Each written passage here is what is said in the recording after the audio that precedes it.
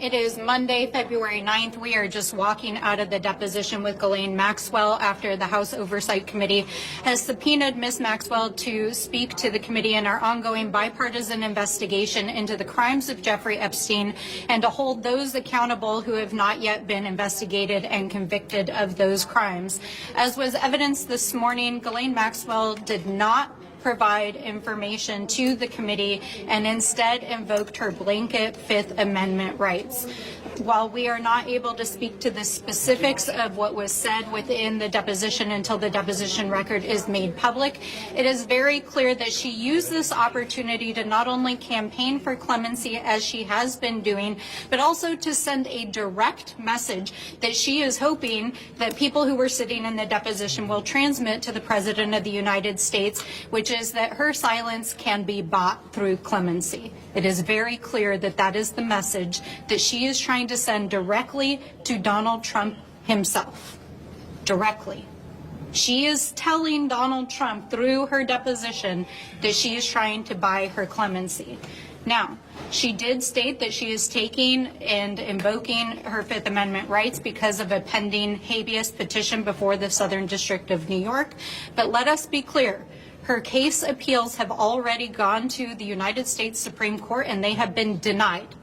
She is not being released from jail unless, of course, Donald Trump buys what she's selling. So we want to be clear that she is exactly where she's supposed to be in terms of her conviction, and she needs to go back to the prison where she belongs.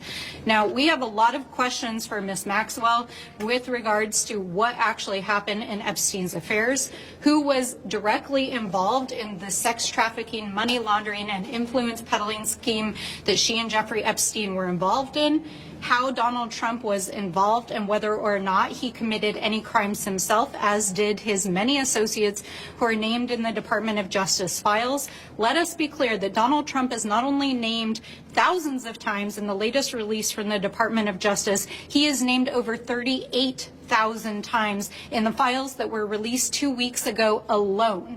And we know that that only represents half of the files that the Department of Justice has in its possession, including files that were used for direct investigations of perpetrators, people who committed crimes, people who were co-conspirators in those crimes, and individuals who knew of those crimes. We know that there are multiple administration officials, including Howard Lutnick, Elon Musk, who served as the appointee for the DOJ efforts in the White House.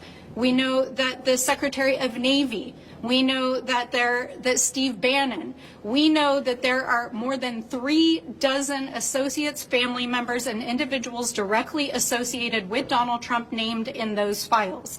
Now, there are now at least 9 or 10 other countries across the world that have opened investigations or forced their leaders to step down because of their mere association with Jeffrey Epstein. And the United States government is engaged in an active cover-up of the largest sex trafficking scandal and influence peddling scandal in the history of the United States, and Donald Trump is right at the center of it. And the person who is living to provide the evidence, who knows what is going on, is trying to invoke the Fifth to buy her clemency.